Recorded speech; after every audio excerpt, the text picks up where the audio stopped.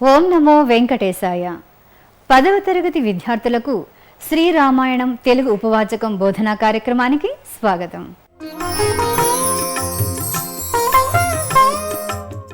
తిరుమల తిరుపతి దేవస్థానముల ఆధ్వర్యంలో నిర్వహింపబడుతున్న మీ శ్రీ వెంకటేశ్వర భక్తి ఛానల్ అనేక నూతన కార్యక్రమాలతో మీ ముందుకు వస్తోంది. ఆ క్రమంలో రూపొందించిన సరికొత్త కార్యక్రమం శ్రీరామాయణం 10వ తరగతి తెలుగు ఉపవాచకం.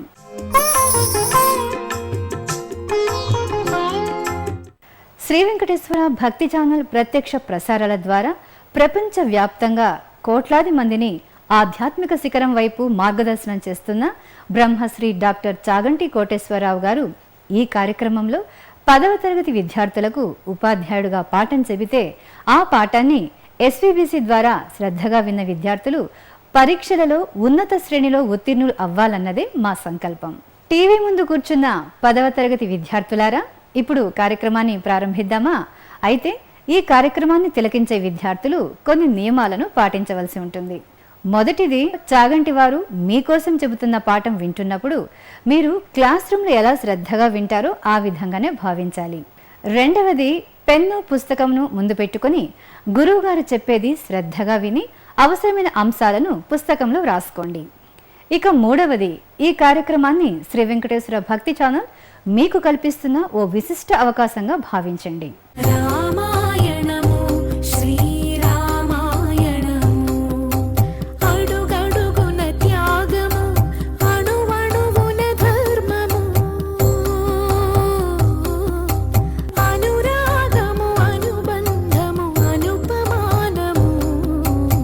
మరి ఈ కార్యక్రమాన్ని ప్రారంభిద్దామా?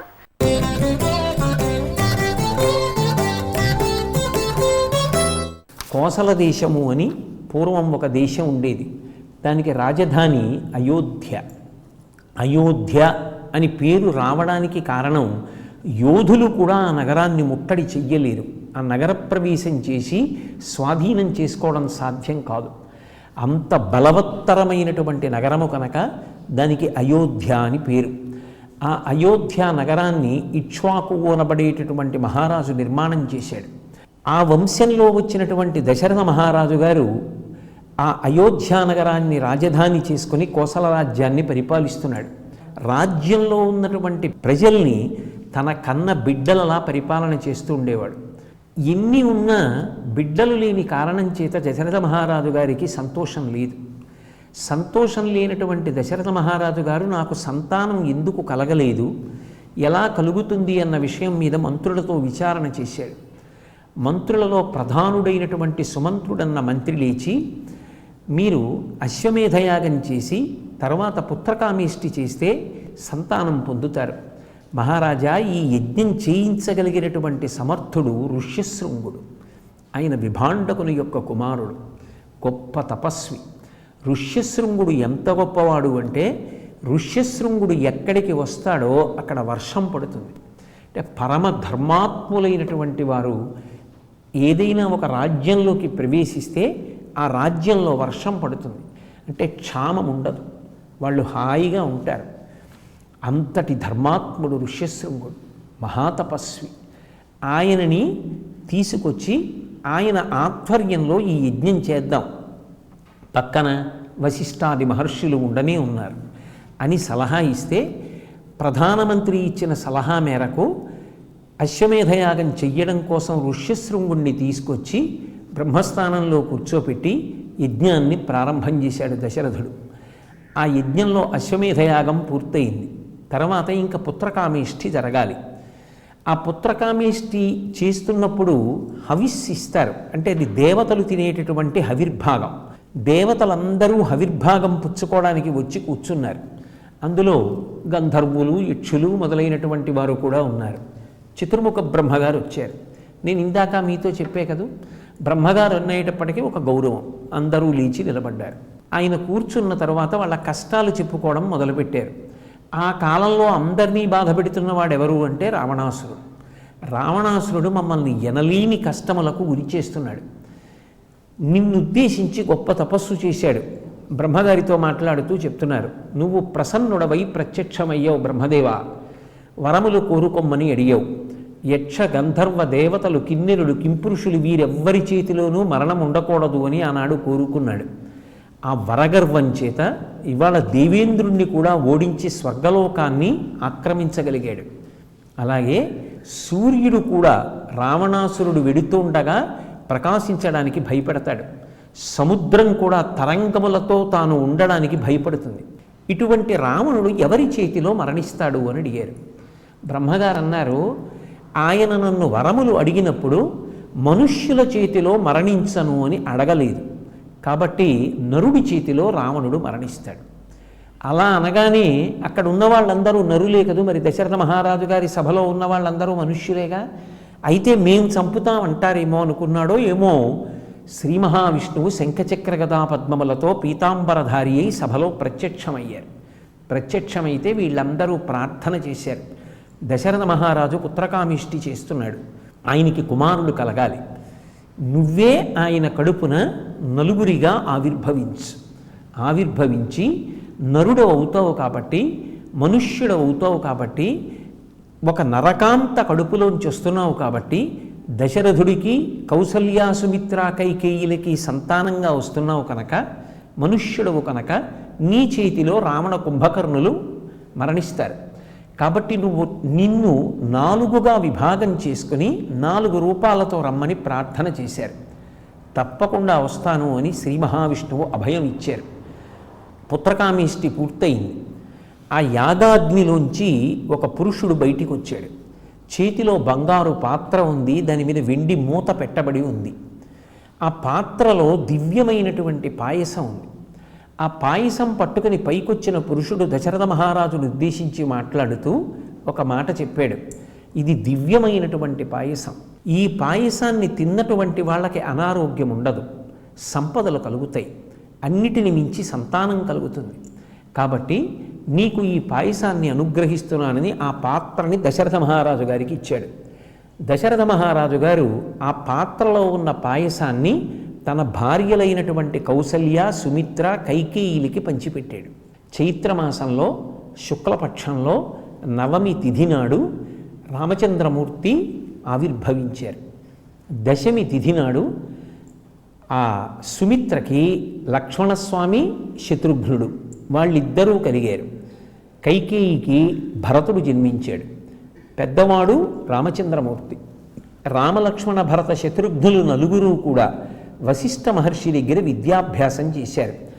4 కుమారులను పొందినటువంటి దశరథ మహారాజు గారు ఎంతో సంతోషంగా కాలం గడుపుతున్నాడు. పిల్లలు పెద్దవాళ్ళు అవుతున్నారు. ఒక రోజున దశరథ మహారాజు గారు సభ తీర్చి కూర్చుని ఉన్నాడు. అకస్మాత్తుగా విశ్వామిత్ర మహర్షి వచ్చారు అన్న వార్త వచ్చింది. విశ్వామిత్రుడు బ్రహ్మర్షి కాబట్టి దశరథుడు పరుగు పరుగున ఎదురు వెళ్ళాడు. స్వాగతం పలికాడు, అర్ఘ్యపాద్యాలు ఇచ్చాడు, సముచితమైన ఆసనం చూపించాడు, కూర్చోపెట్టాడు, దగ్గరికి వెళ్ళాడు, చేతులు జోడించాడు. మీరు రావడం నా జన్మ సార్థక్యం, మీకు ఏం కావాలి చెప్పండి, నన్ను ఆజ్ఞాపించండి, మీకు ఏదైనా సరే నేను ఆ కార్యాన్ని చేసి పెడతానన్నాడు. విశ్వామిత్రుడు అన్నాడు, నేను ఒక యాగం చేస్తున్నాను, ఆ యాగాన్ని రక్షించవలసి ఉంది. ఎందుకని అంటే ఆ యాగం చేస్తున్నప్పుడు మారీచుడు, సుబాహువు అనబడేటటువంటి 2 రాక్షసులు వచ్చి ఆ యజ్ఞాన్ని భంగం చేస్తున్నారు. నేను రక్షించుకోగలను ఆ యాగాన్ని, నాకు శక్తి ఉంది. కానీ యజ్ఞం చేస్తున్నటువంటి వాడు కోపానికి వశుడై చంపడం లాంటి పనులు చెయ్యకూడదు. అందుకే యజ్ఞాన్ని సంరక్షించడానికి నీ కుమారుడైనటువంటి రాముణ్ణి నాతో పంపు అన్నాడు. నా కుమారుడికి 16 సంవత్సరముల వయస్సు కూడా నిండలేదు. చిన్నపిల్లవాడైన రాముడెక్కడా, అంతటి మహాబలవంతులైనటువంటి రాక్షసులెక్కడా, వాడెక్కడ యుద్ధం చేస్తాడు, నేను నా సైన్యంతో బయలుదేరి వస్తానన్నాడు. విశ్వామిత్రుడు అన్నాడు, నీకు తెలియని విషయం కాదు, పులస్త్య బ్రహ్మ యొక్క కుమారుడు విశ్రవసో బ్రహ్మ, విశ్రవసో బ్రహ్మ యొక్క కుమారుడు రావణ బ్రహ్మ. ఆ రావణ బ్రహ్మ ఇవాళ 3 లోకములను శాసిస్తున్నాడు, అరివీర భయంకరుడు. ఆయన పేరు చెప్తే దేవేంద్రుడు, దేవతలు కూడా భయపడతారు. అటువంటి రావణాసురుని యొక్క ఆజ్ఞ మేరకు మారీచ సుబాహులు అరణ్యంలో తిరుగుతున్నారు. వాళ్ళు యజ్ఞాన్ని పాడు చేస్తున్నవాళ్ళు. వాళ్ళ నుండి యజ్ఞాన్ని రక్షించడానికి రాముణ్ణి పంపు, రాముడెవరో నీకు తెలియదు. వశిష్ఠ మహర్షికి తెలుసు, వామదేవాది మహర్షులకు తెలుసు. అందుకని రాముణ్ణి నాతో పంపన్నాడు. రాముణ్ణి పంపడం కాదు కదా, నేను కూడా రాను. రావణాసురుడి పేరు చెప్తే దేవతలే భయపడతారు, ఇక నేనెంత వాణ్ణి? నేను వచ్చి సైన్యంతో మాత్రం యజ్ఞాన్ని రక్షించగలనా? నా కుమారుడు రక్షించగలడా? అందుకని మన్నించండి అన్నాడు. నువ్వు అడిగిన పని చేస్తానని ముందు మాటిచ్చి, ఇప్పుడు నేను ఒక విషయాన్ని ప్రతిపాదించిన తరువాత ఆ పని నేను చెయ్యలేనని తప్పించుకుంటున్నావు, దీర్ఘాయుష్మంతుడివికా అని ఆశీర్వచనం చేసి కోపానికి వశుడు కాకుండా విశ్వామిత్రుడు వెళ్ళిపోవడానికి ఉపక్రమించాడు. వెంటనే వశిష్ఠుడు లేచి విశ్వామిత్ర మహర్షి యొక్క ప్రభావం, ఆయన యొక్క తేజస్సు, ఆయనకి ఎంత అస్త్రవిద్య తెలుసో అన్నీ దశరథ మహారాజు గారికి చెప్పి సంతోషంగా విశ్వామిత్రుడితో నీ కుమారుణ్ణి పంపించు, చాలా శ్రేయస్సు కలుగుతుంది. అటువంటి వాడి చెంతన నీ కొడుకు ఉంటే ఎన్ని విషయాలో తెలుసుకుంటాడు. నా మాట విను, నీ కుమారుణ్ణి పంపమన్నాడు. వశిష్ఠ మహర్షి యొక్క ఆజ్ఞ మేరకై దశరథ మహారాజు గారు, కౌసల్య, రామలక్ష్మణుల్ని ఇరువురిని కూడా విశ్వామిత్ర మహర్షితో పంపించారు. విశ్వామిత్రుడి వెంట రామలక్ష్మణులు బయలుదేరారు. ముందు విశ్వామిత్రుడు నడుస్తున్నాడు, వెనక రామలక్ష్మణులు నడుస్తున్నారు. ఎక్కడికి గురువుగారు అని శిష్యులు అడగలేదు. ఎంత దూరం నడవాలి గురువుగారు అని శిష్యులు అడగలేదు. ముందు విశ్వామిత్రుడు వెళ్ళిపోతున్నాడు, వెనక రామలక్ష్మణులు వెళ్ళిపోతున్నారు. ఏమిటి రామాయణం చెప్పేది? గురువుగారి వెంట నడవడమే ఒక విశ్వవిద్యాలయం వెంట నడవడం. గురువుగారు ఏం మాట్లాడతారు? గురువుగారి నోటి వెంట వచ్చేటటువంటి ఏ మాట అయినా జీవితానికి ఉద్ధారకం. అది జీవితాన్ని పరిపుష్టం చేస్తుంది, గొప్ప సంస్కృతిని ఇస్తుంది, శీలవైభవాన్ని ఇస్తుంది. నడిచి నడిచి నడిచి నడిచి కొంత దూరం వెళ్ళిన విశ్వామిత్రుడు ఆగి వెనక్కి తిరిగి పిల్లల వంక చూశాడు. గురువుగారు ఎక్కడి వరకు అనలేదు, కాళ్ళు నిప్పెడుతున్నాయని లేదు. గురువుగారితో వెళ్ళడమే శ్రేయస్సని నా వెంట ఈ పిల్లలు వచ్చారు. ఎంత సంతోషపడిపోయాడు. కూర్చోమన్నాడు. ఆచమనం చేయండి. మీకు నేను బల అతి బల అనబడేటటువంటి 2 విద్యలను అనుగ్రహిస్తున్నాను. ఈ 2 విద్యల వలన మీకు కొన్ని గొప్ప శక్తులు కలుగుతాయి. యుద్ధం చేసేటప్పుడు ఆకలి పొందరు, దప్పిక ఉండదు. మీరు నిద్రపోతున్నప్పుడు కానీ, పరాకుగా ఉన్నప్పుడు కానీ మిమ్మల్ని ఏ రాక్షసుడు సంహరించలేడు. ఆ విద్య మిమ్మల్ని కాపాడుతుంది. అవి మంత్రములు. ఆ మంత్రాధిష్టాన దైవములు మిమ్మల్ని రక్షిస్తాయి. మీకు ఆ విద్యలు ఇస్తున్నానని ఇచ్చాడు. రాత్రి పడుకున్నారు. పిల్లలు కదూ, ఎక్కడో అంతఃపురంలో హంసతూలికా తల్పాల మీద మంచి వీణానాదం వింటూ పడుకోవడానికి అలవాటు పడిన పిల్లలు నడిచి నడిచి బడలిపోయి నదీ తీరంలో ఇసుక తిన్నె మీద పడుకున్నారు. తెల్లవారుసామైంది. బ్రాహ్మీ ముహూర్తం అంటారు. సరస్వతీ కటాక్షం కలిగేటటువంటి సమయం. ఆ సమయంలో చదువుకోవడం, జపం చేసుకోవడం, పూజ చేసుకోవడం, సాత్వికమైన కార్యం చెయ్యడం చేస్తారు. విశ్వామిత్ర మహర్షి స్నానం చేసి తాను చెయ్యవలసినటువంటి దైవ కార్యాన్ని నిర్వర్తించాడు.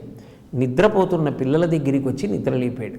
కౌసల్యా సుప్రజా రామ పూర్వా సంధ్యా ప్రవర్తతే ఉత్తిష్ఠ నరశార్దూల కర్తవ్యం దైవమాత్మికం. ఎంత గొప్ప మాట మాట్లాడాడు. ఆ పిల్లలిద్దరూ నిద్ర లేచారు, బయలుదేరారు. కొంత దూరం వెళ్ళిన తరువాత చీకటి పడుతోంది, ఇక సూర్యాస్తమయం అవుతుంది. అటువంటి సమయంలో తాటక వికృతమైనటువంటి ఆకారంతో భయంకరమైనటువంటి శబ్దం చేస్తూ ఆ రామలక్ష్మణుల మీదకి, విశ్వామిత్ర మహర్షి మీదకి వస్తోంది. ఏమిటా చప్పుడు, ఎవరామే అని అడిగాడు రాముడు. వెంటనే విశ్వామిత్ర మహర్షి అన్నారు, నిజానికి పాడి పంటలతో సుభిక్షంగా ఉన్నటువంటి దేశం. ఈ 2 రాజ్యముల పేర్లు మలద, కరూష అని పేర్లు. ఈ తాటక అనబడేటటువంటి స్త్రీ యక్షిణి. ఆమె జన్మచేత యక్షజాతికి చెందినది. ఆమెకి వరం ఉంది భగవంతుని వలన. అందుకే పుట్టుకతోనే ఆమె 1000 ఏనుగుల బలాన్ని సంతరించుకుంది.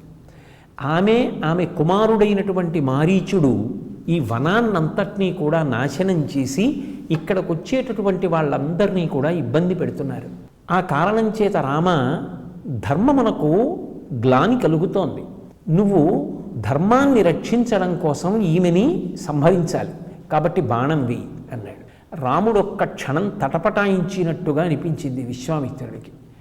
ఏం రామ, స్త్రీని చంపడమా అని ఆలోచిస్తున్నావా అన్నాడు. మీరు చెప్పినది చెయ్యమని మా తండ్రి గారు చెప్పారు. ఇప్పుడు మీరు తాటకా సంహారం చేయమన్నారు. కాబట్టి మా తండ్రి గారు చెప్పిన పని నేను చెయ్యాలి కనుక బాణం వేస్తాను. అంతేకాదు, మీరు నా గురువు, సర్వజ్ఞులు, మహాపురుషులు. అటువంటి మీ మాట నేను తిరస్కరించకూడదు. గురువుగారు చెప్పారు అంటే అందులో ధర్మం ఉంటుంది. కాబట్టి మీ మాటని మా తండ్రి గారి మాటని పట్టుకుని నేను తాటకా సంహారం చేస్తానని బాణప్రయోగం చేసి ఆమె యొక్క కాళ్ళు చేతులు తెగ్గొట్టాడు. అయినా ఆమె క్రౌర్యాన్ని పోగొట్టుకోకుండా రామలక్ష్మణుల మీద వచ్చి పడిపోవడానికి ప్రయత్నిస్తుంటే లక్ష్మణస్వామి బాణాలతో ఆమె యొక్క ముక్కు చెవులు తెగపోశాడు. అయినా ఆమె శబ్దాన్ని బట్టి తిన్నగా వచ్చి వాళ్ళ మీద పడి వాళ్ళని తన శరీరం చేత నలగకొట్టాలని ప్రయత్నం చేస్తుంటే రాముడు బాణప్రయోగం చేసి తాటకా సంహారం చేశాడు. తాటకా సంహారం అయిపోయిన తరువాత మరునాడు విశ్వామిత్రుడు యజ్ఞం చేయవలసిన ప్రదేశానికి చేరుకున్నారు. చేరుకున్న తర్వాత అక్కడ విశ్వామిత్రుడు యజ్ఞం చేశాడు. చిట్ట చివరి రోజు దగ్గరికి వస్తోంది. అకస్మాత్తుగా మారీచ సుబాహులు ఇద్దరూ వచ్చారు. ఏమరపాటు లేకుండా ధనుర్బాణాలు పట్టుకుని రామలక్ష్మణులిద్దరూ ప్రదక్షిణ పురస్సరంగా ఆ యజ్ఞ కుండాన్ని చుట్టూ తిరుగుతూ కాపాడుతున్నారు. ఆకాశ మార్గంలో వచ్చినటువంటి ఆ మారీచుడు, సుబాహుడు అనబడేటటువంటి వాళ్ళు పెద్ద పెద్ద కుండలతో నెత్తులు తీసుకొచ్చి ఆ యజ్ఞకుండంలో పోస్తున్నారు. భగ్గున జ్వాల ప్రజ్వరిల్లుతోంది. చూశాడు రాముడు. వెంటనే ఒక అస్త్రాన్ని ప్రయోగించి సుబాహువును సంహారం చేశాడు. అలాగే మానవాస్త్రాన్ని ప్రయోగించి ఎక్కడో 100 యోజనముల అవతల సముద్రంలో పడి గిలగిలా కొట్టుకునేటట్టుగా మారీచుణ్ణి దూరంగా కొట్టేశాడు. ఆగ్నేయాస్త్రాన్ని ప్రయోగించి మిగిలిన రాక్షసులందరినీ సంహరించాడు. విశ్వామిత్రుడు మహాసంతోషాన్ని పొందాడు. మిగిలినటువంటి దేవతలు కూడా ఆనందం పొందారు. దేవేంద్రాదులే వచ్చి రామలక్ష్మణుల్ని కీర్తించారు. మరునాడు విశ్వామిత్రుడు అన్నాడు, వచ్చిన కార్యం పూర్తయిపోయింది కదా, నిజానికి రామలక్ష్మణులు కావాలంటే వెనక్కి వెళ్ళిపోవచ్చు. కానీ విశ్వామిత్ర మహర్షి అన్నాడు, ఇక్కడికి దగ్గరలో మిథిలా నగరం ఉంది. ఆ మిథిలా నగరాన్ని జనక మహారాజు గారు పరిపాలన చేస్తున్నాడు. ఆయన ఒక గొప్ప యజ్ఞం చేస్తున్నాడు. ఆ యజ్ఞం చూడడానికి నేను బయలుదేరుతున్నాను.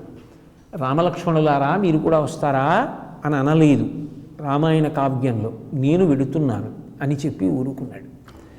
గురువుగారి వెంట వెళ్ళడం, గురువుగారు చెప్పిన మాటలు వినడం కొన్ని వందల గ్రంథాలు చదవడంతో సమానం. ఆ విలువ రామలక్ష్మణులకు తెలిసిందా? అది పరీక్ష. వెంటనే రామలక్ష్మణులు అన్నారు, హే భగవన్ అంటారు వాళ్ళు. గురువు భగవంతుడితో సమానం. హే బ్రహ్మన్ మీ వెంట మేము కూడా వస్తాం అన్నారు. తీసుకెళ్ళాడు. వెళ్ళిన తరువాత జనక మహారాజు గారు స్వాగతం పలికాడు. విశ్వామిత్ర మహర్షి అంటే మహానుభావుడు, బ్రహ్మర్షి, ఎంతో సంతోషం పొందాడు. లోపలికి వెళ్ళాలి. కానీ మిథిలా నగరానికి వెళ్ళడానికి ముందర ఒక విశేషం జరిగింది. ఇక మిథిలా నగరంలో ప్రవేశిస్తాడు, జనక మహారాజు గారు స్వాగతం పలుకుతాడనగా మిథిలా నగరం యువతల ఒక ఆశ్రమం కనపడింది. ఆశ్రమం అంతా కూడా నిర్జనంగా ఉంది. ఎవ్వరు జనులు లేరు. ఏమి ఆశ్రమం ఇలా ఉంది అని అడిగాడు రాముడు గురువు అయినటువంటి విశ్వామిత్రుడిని. సరి అయినటువంటి శిష్యుడైతే గురువుగారిని ఆర్తితో ప్రశ్నిస్తే గురువు సంతోషించి మాట్లాడతాడు. అప్పుడు విశ్వామిత్రుడు రాముడికి ఆ ఆశ్రమం యొక్క వృత్తాంతాన్ని చెప్పాడు. ఇది గౌతమ మహర్షి యొక్క ఆశ్రమం. ఆయన భార్య మహాపతివ్రత అహల్య. కానీ ఆమె చెయ్యకూడని అపరాధం ఒకటి చేసింది. ఆ అపరాధం చేసిన కారణం చేత గౌతమ మహర్షి శపించారు. వాయుభక్షా నిరాహారా తప్యంతి భస్మశాయిని అని. నువ్వు ఆహారం తీసుకోకు, బూది కప్పి ఉంటావు, నువ్వు రాయిపోని శపించలేదు. బూది కప్పి ఇక్కడ ఉన్నావని కూడా నిన్ను ఎవరూ గుర్తుపట్టరు. ధూళి అంతా నీ మీద పడి ఉంటుంది. కేవలము గాలిని ఆహారంగా స్వీకరిస్తూ అన్నం తినకుండా అలా ఉంటావు తపస్సు చేస్తూ. నువ్వు చేసినటువంటి తపస్సు ఫలించినది అని గుర్తేమిటంటే రాముడు వస్తాడు. రాముడు ఈ ఆశ్రమంలో ప్రవేశించినప్పుడు ఆయన పాద పరాగము సోకి నీవు చేసినటువంటి పాపము పోతుంది, నువ్వు మళ్ళీ పునీత అవుతావు. ఆనాడు నేను వచ్చి మళ్ళీ నిన్ను స్వీకరిస్తానని గౌతమ మహర్షి తపస్సు చేసుకోవడానికి వెళ్ళిపోయారు.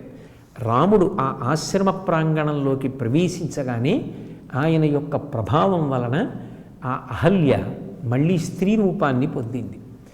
అయితే బాలుడు కదు రాముడు, తన వలన అహల్యకి శాప విమోచనమైన తాను అహల్య పాదముల మీద పడి నమస్కరించాడు. రాముడు ఎలా ప్రవర్తించాలో మనకి నేర్పుతాడు ఎప్పుడు. తదనంతరం అహల్యాశాప విమోచనం అయిపోయిన తర్వాత రామలక్ష్మణులు విశ్వామిత్రుడు కలిసి మిథిలా నగరానికి వెళ్ళారు. మిథిలా నగరం చేరుకోగానే బ్రహ్మర్షి వచ్చాడని జనక మహారాజు గారు వచ్చి స్వాగతం పలికాడు. లోపలికి వెళ్ళారు. యజ్ఞం జరుగుతోంది. విశ్వామిత్రుడు జనక మహారాజును ఉద్దేశించి ఒక మాట అన్నాడు. మీ ఇంట్లో శివధనస్సు ఉంది. చాలా కాలంగా పరమశివుడి చేత అనుగ్రహింపబడినటువంటి ధనస్సు మీ పూజామందిరంలో రక్షింపబడుతోంది. వీళ్ళు క్షత్రియులు, దశరథ మహారాజు గారి కుమారులు రామలక్ష్మణులు. వాళ్ళకి ఆ ధనస్సు చూడాలని సంతోషం ఉంటుంది కదూ, ఒక్కసారి ఆ ధనస్సు చూపించమన్నాడు. ఆ ధనస్సు ఒక మంజూష యందు భద్రపరచబడింది. మంజూష అంటే పెట్టె. సాధారణంగా ఎంత బరువైనదైనా దాన్ని చక్రాలు ఉన్న బండి మీద పెడితే దాన్ని లాగడం తేలికే. కానీ ఆ శివధనస్సు ఎంత బరువైనది, ఎంత తేజస్సు కలిగినది అంటే అది భద్రపరచబడినటువంటి మంజూషని అపారమైనటువంటి బలము కలిగినటువంటి 5,000 మంది యోధులు లాగి తీసుకొచ్చారు. తీసుకొచ్చిన తర్వాత ఆ మంజూష తెరిచారు. విశ్వామిత్ర మహర్షి యొక్క అనుగ్రహంతో రామచంద్రమూర్తి ఆ శివధనస్సుని ఎక్కుపెట్టాడు. అంతకుముందు ఆ ధనస్సుని ఎక్కుపెట్టాలని ఎందరో ప్రయత్నించారు, ఎవ్వరూ ఎక్కుపెట్టలేకపోయారు. కానీ ఆ రాముడు ఆ శివధనస్సును ఎక్కుపెట్టినప్పుడు ఆ ధనస్సు మధ్యలోకి విరిగిపోయింది, శివధనుర్భంగమైంది. అన్న మాట ప్రకారంగా జనక మహారాజు గారు సీతమ్మని రామచంద్రమూర్తికి ఇచ్చి వివాహం చేయడానికి గబగబా ముందుకు వచ్చాడు. ఎందుకని అంటే జనక మహారాజు గారే ఆ విషయాన్ని చెప్పాడు. ఒకప్పుడు జనక మహారాజు గారు యజ్ఞం చెయ్యడం కోసం భూమిని నాగలి పెట్టి దున్నుతున్నాడు. ఆ నాగటి చాలుకు తగిలి ఉద్ధిత అంటే ఏదో పెట్టెలో దొరికినట్టు దొరకడం కాదు, ఒక మొక్క పైకి ఎలా లేస్తుందో అలా భూమిలోంచి పైకి లేచింది. నాగటి చాలుకి తగిలి పైకి లేచింది కనుక సీత అని పేరు వచ్చింది. ఆమె నా కుమార్తె. ఆమె నాకు జన్మించినది కాదు, కానీ యజ్ఞం చేయడానికి భూమిని దున్నుతున్నప్పుడు నన్ను అనుగ్రహించి భూమిలోంచి పైకి లేచింది. ఆ పిల్లకి ఎవరిని భర్తని చెయ్యాలి అని నాకు అనుమానం వచ్చింది. జనకుడు చెప్తున్నమాట, ఎవరు శివధనస్సుని ఎక్కువ పెడతాడో వాడికిచ్చి సీతమ్మని వివాహం చేస్తాను అన్నాడు. రాముడు అన్నాడు, మా తండ్రి గారు దశరథ మహారాజు గారు అంగీకరిస్తే వివాహం చేసుకుంటానన్నాడు. దశరథుడికి కబురు చేశారు. దశరథ మహారాజు గారు తన పరివారంతో కలిసి వచ్చారు. సీతారాముల వివాహం చెయ్యొచ్చా, ఇద్దరి మధ్య సఖ్యత కుదురుతుందా దంపతులుగా? అక్కడ ఉన్నటువంటి పెద్దలందరూ కూడా మాట్లాడుకున్నారు. మాట్లాడుకున్న తర్వాత జనక మహారాజు గారి యొక్క కుమార్తెలు ఇద్దరు, సీత, ఊర్మిళ. జనక మహారాజు గారికి ఒక సోదరుడు ఉన్నాడు, ఆయన పేరు కుశధ్వజుడు. ఆ కుశధ్వజుడికి ఇద్దరు కుమార్తెలు, మాండవి, శృతకీర్తి. ఇప్పుడు సీతమ్మని రాముడికి ఇచ్చారు, ఊర్మిళని లక్ష్మణుడికి ఇచ్చారు, అలాగే మాండవిని భరతుడికి ఇచ్చారు. చిట్ట చివరి శృతకీర్తిని శత్రుఘ్నుడికి ఇచ్చారు. నలుగురి యొక్క వివాహాలు చక్కగా సుముహూర్తంలో జరిగాయి. కళ్యాణం అయిపోయిన తరువాత జరగవలసినటువంటి కార్యక్రమాలన్నీ ఏదో ఆ వేడుకలు, ముచ్చట్లు, ఉత్సవాలు అన్నీ పూర్తయిపోయిన తర్వాత దశరథుడు తన యొక్క నలుగురు కొడుకులతో, కోడళ్లతో, పరివారంతో కలిసి అయోధ్యా నగరానికి బయలుదేరాడు. వెడుతుండగా అకస్మాత్తుగా పరశురాముడు ఎదురొచ్చాడు. రామ, నువ్వు శివధనస్సుని భంగం చేశావుట, ఏమిటో చాలా గొప్పవాడివని చెప్పుకుంటున్నారు, నా దగ్గర వైష్ణవ ధనస్సు ఉంది, ఇది ఎక్కువ పెడతావా అన్నాడు. వెంటనే రాముడు ఆ వైష్ణవ ధనస్సుని కూడా ఎక్కువ పెట్టాడు. అది చూసి, ఓ మహానుభావుడు, ఈయన అవతారం కాబట్టి ఇక నేను ఇక్కడ ఉండక్కర్లేదని పరశురాముడు తెలుసుకున్నాడు. తెలుసుకుని మహేంద్రగిరికి తపస్సు చేసుకోవడానికి వెళ్ళిపోయాడు. వెళ్ళిపోయిన తర్వాత రామలక్ష్మణ భరత శత్రుఘ్నులు తమ భార్యలతోటి, తండ్రి గారితోటి కలిసి సంతోషంగా అయోధ్యా నగరానికి వచ్చి సుఖంగా ఉన్నారు.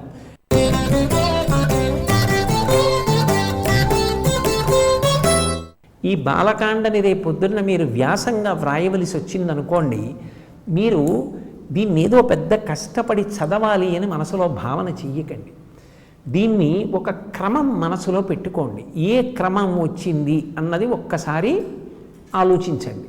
కొన్ని పేర్లు ఉంటాయి, పేర్ల వరకు కొంచెం జాగ్రత్తగా చదివి ధారణ చేయవలసింది.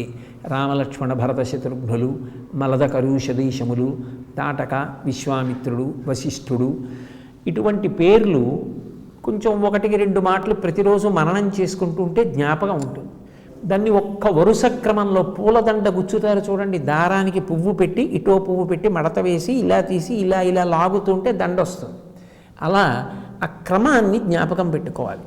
మొదటెక్కడ వాల్మీకి మహర్షి ఆశ్రమం, నారదుడు రావడం, సంక్షేప రామాయణం చెప్పడం, తమసా నదికి వాల్మీకి స్నానానికి వెళ్ళడం, క్రౌంచపక్షుల జంట కనపడడం, బోయవాడు మగపక్షిని కొట్టడం, ఆడపక్షి బాధపడడం, వాల్మీకి మహర్షి శ్లోకం చెప్పడం, ఇదేమిటి శ్లోకం వచ్చిందనుకోవడం, బ్రహ్మగారు రావడం, రామాయణ రచన చెయ్యమని వరమివ్వడం, రామాయణ ప్రారంభం చెయ్యడం, కోసల రాజ్యం, అయోధ్య రాజధాని, దశరథ మహారాజు గారు, పిల్లలు లేకపోవడం, ఋష్యశృంగుణ్ణి తీసుకురావడం, వశిష్ఠుడు అక్కడ ఉండడం, యజ్ఞం చెయ్యడం, అశ్వమేధం తర్వాత పుత్రకామీష్టి చెయ్యడం, అందులోంచి పాయస పాత్ర పట్టుకుని యజ్ఞపురుషుడు రావడం, దశరథుడు తన భార్యలకి పాయసాన్ని పంచివ్వడం, ఇచ్చిన తరువాత 4 కుమారులు కలగడం, ఈ కుమారులు కలిగే ముందు పుత్రకామీష్టి చేసేటప్పుడే శ్రీ మహావిష్ణువు వాళ్ళందరికీ కూడా అక్కడ ఉన్న దేవతలకి వరమివ్వడం, రావణ సంహారం చేస్తానని చెప్పడం, ఆ తరువాత ఈ 4 కుమారులు చక్కగా పెరిగి పెద్దవారై చక్కటి విద్యాభ్యాసం చెయ్యడం.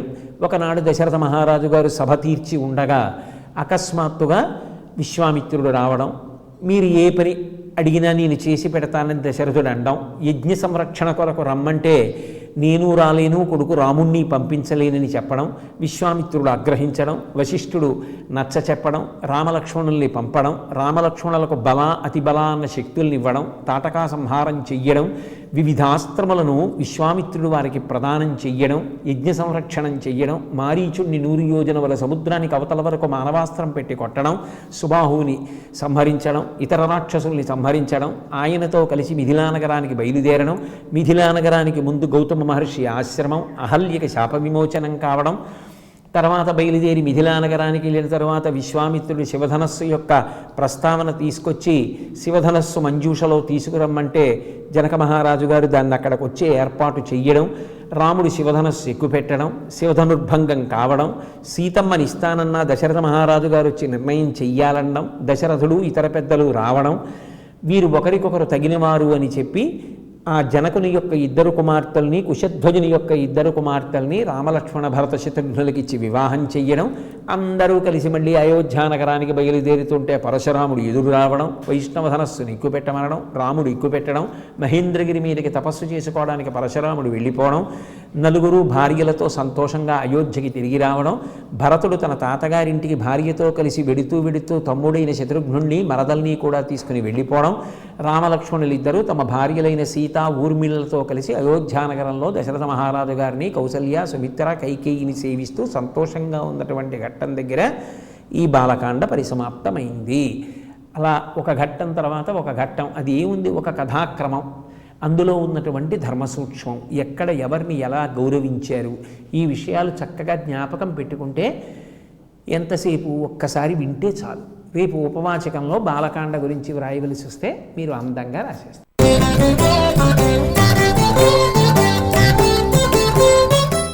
ఇందులోంచి కొంత భాగం తీసి మీకు ఇచ్చి కొన్ని ప్రశ్నలు అడిగారనుకోండి, అది చదివి చెప్పమంటే పెద్ద కష్టమా? ఉదాహరణకి వికృతాకారంతో విరుచుకుపడుతున్న తాటక చేతులను తన నిశిత బాణాలతో ఖండించాడు రాముడు, అయినావేశంతో మీదికి వస్తున్న తాటక ముక్కు చెవులను కోసి వేశాడు లక్ష్మణుడు. ఇది చదివాక తాటక ముక్కు చెవులను కోసినది ఎవరు అన్నాను అనుకోండి, ఎవరు? అది పెద్ద విశేషం ఏముంది, చాలా తేలిగ్గా చెప్పేస్తాడు కదా. అది ఉపవాచకం చదువుకుని పరీక్షకి సిద్ధమయ్యేటటువంటి విధానం. ఏమ్మా, విన్నారుగా గురువు గారు చెప్పిన శ్రీ రామాయణంలోని బాలకాండం గురించి. ఇక 2వ భాగంలో అయోధ్యకాండ గురించి తెలుసుకుందాం. ఓం నమో వెంకటేశాయ.